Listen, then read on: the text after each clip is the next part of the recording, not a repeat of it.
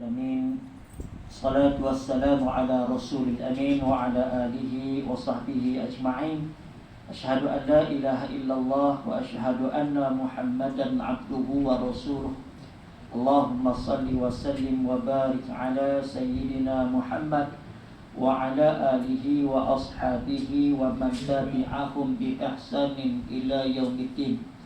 قال الله تعالى في القرآن الكريم أعوذ بالله من الشيطان الرجيم يا أيها الذين آمنوا كتب عليكم الصيام كما كتب على الذين من قبلكم لعلكم تتقون. صدق الله العظيم. Wahai orang-orang yang beriman, telah difardukan untuk kamu berpuasa sebagaimana telah difardukan kepada mereka yang terdahulu berpuasa. Moga-moga dengan berpuasa kamu beroleh takwa. Ibu ayah, tuan-tuan muslimin muslimat yang dikasihi, mudah-mudahan kita diberkati oleh Allah Subhanahu wa taala. Dinyatakan tujuan yang besar dalam kehidupan kita, terutamanya terkait dengan ibadah berpuasa ini, tidak lain ialah untuk melihat bagaimana di antara hamba Allah Subhanahu wa taala yang melangsungi kehidupan mereka dengan bermaksud orang-orang yang apabila mereka mengakui kebesaran kekuasaan Allah Subhanahu wa taala, berimannya mereka kepada Allah Subhanahu wa taala, maka mereka berusaha melaksanakan segala titah perintah Allah Subhanahu wa taala. Dan di antara titah perintah yang Allah Subhanahu wa taala perintahkan kepada kita ialah untuk berpuasa sebagaimana yang sedang kita berpuasa pada hari ini.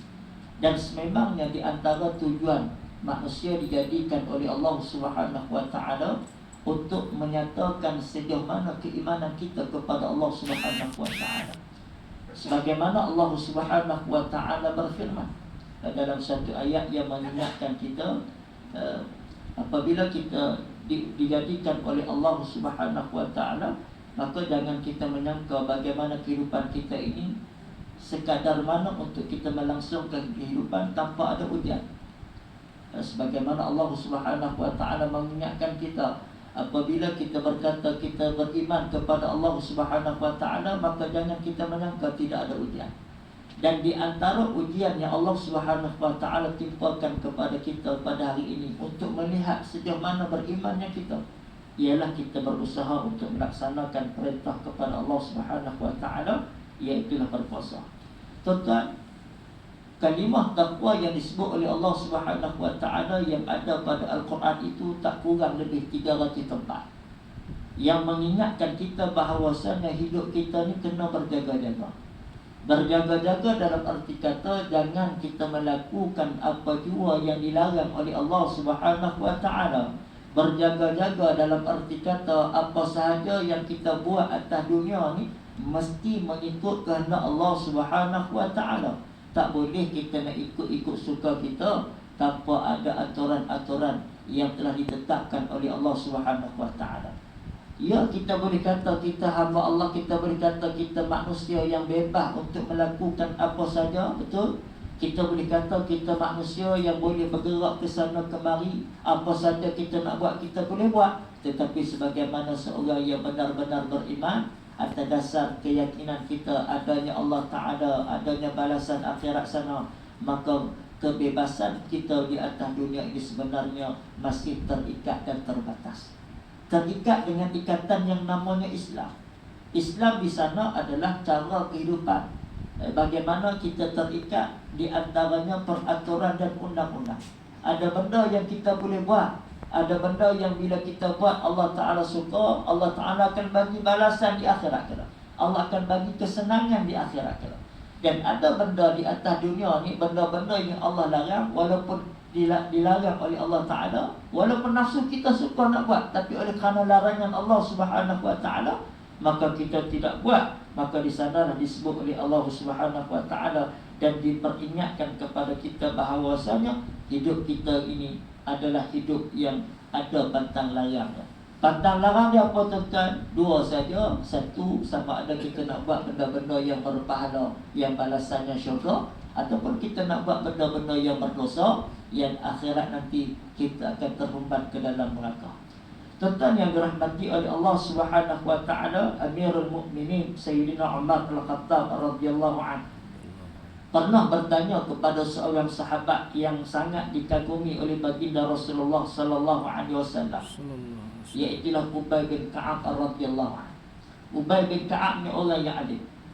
Walaupun dia lebih muda daripada Sayyidina Umar Al-Khattab radhiyallahu anhu, pernah satu ketika di zaman pemerintahan Sayyidina Umar Al-Khattab radhiyallahu anhu, Sayyidina Umar Al-Khattab radhiyallahu anhu bertanya kepada Ubay bin Ka'ab dengan satu persoalan yang mengingatkan diri dia, iaitulah Sayyidina Umar bertanya kepada Ubay bin Ka'ab, wahai Ubay, apa yang kamu faham tentang takwa? Apa yang kamu nak nasihatkan aku tentang takwa?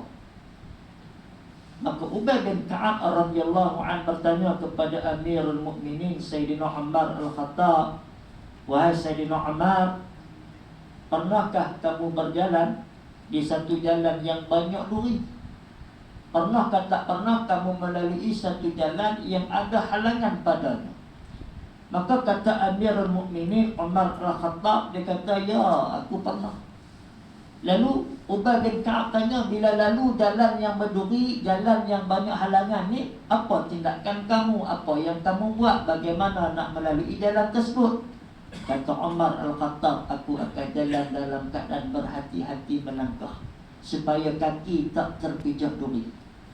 Maka kata Ubay bin Ka'ab kepada Sayyidina Umar Al-Khattab radhiyallahu anhu, itulah maksud takwa. Kita berhati-hati dengan tindakan kita atas dunia. Ada benda kita nak buat tuan-tuan hari ini, walaupun manusia tak nampak, Allah Ta'ala melihat. Benda yang baik, Allah Ta'ala menilai sejauh mana keikhlasan dalam kita melaksanakan ketaatan kepada Allah Ta'ala dalam makna kita buat kebaikan. Benda-benda yang jahat, walaupun manusia tak nampak, Allah melihat, Allah mencatat, dan yakinlah kebenaran, keyakinan kita hari pembalasan kelak.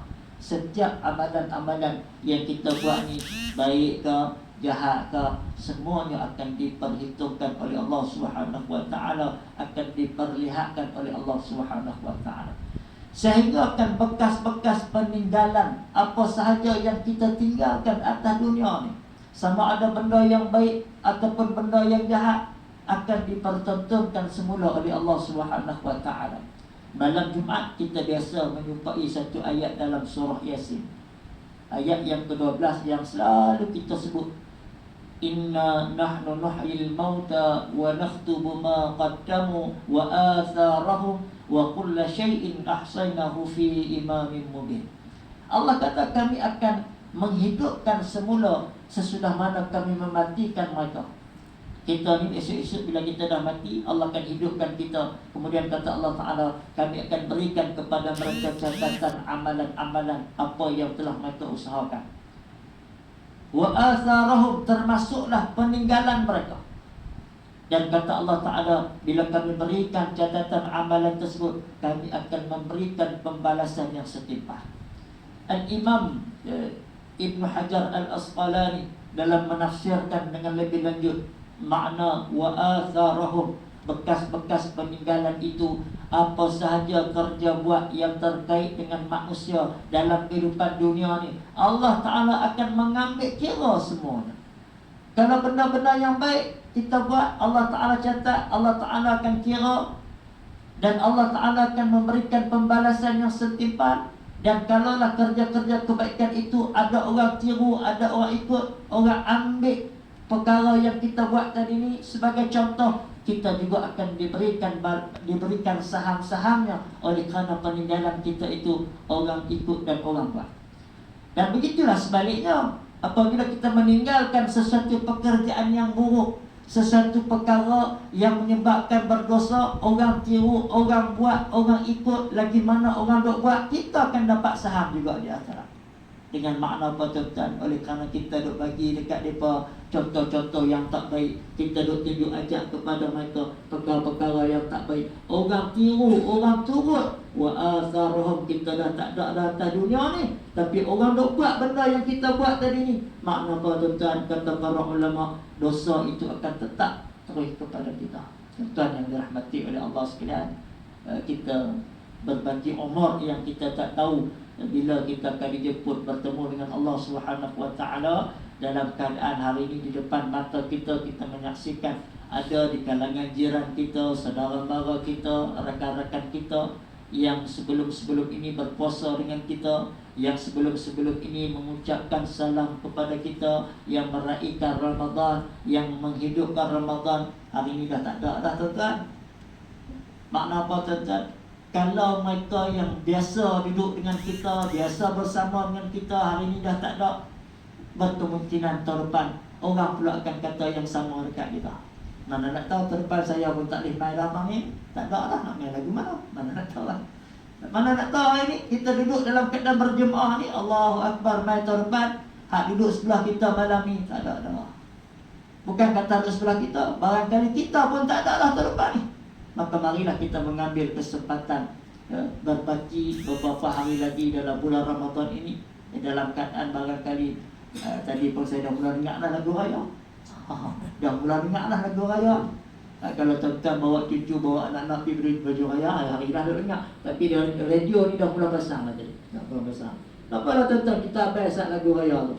Lagu raya ni pasang je raya. Orang kata apa? Meletakkan sesuatu tak kena tempat ni zalim lah. Lagu raya pergi pasang bulan Ramadan tak kena.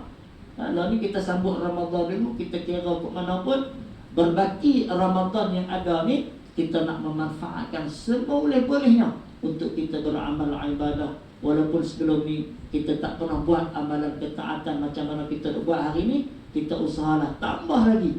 Sebelum ni kalau Maya Aisyah pukul 9 suku kita dah balik dah.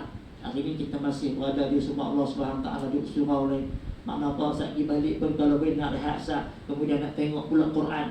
Maknanya kesempatan kita duduk dalam bulan Ramadan, kita tambahlah sekadar mana kemampuan kita, kalau boleh lebih daripada amalan-amalan sebelum ini. Moga-moga inilah bekalan yang terbaik, inilah kesempatan yang terbaik. Berbagi beberapa hari ini kita nak cari sungguh keberkatan di sisi Allah Subhanahu wa taala, nak benar-benar menghidupkan Ramadan.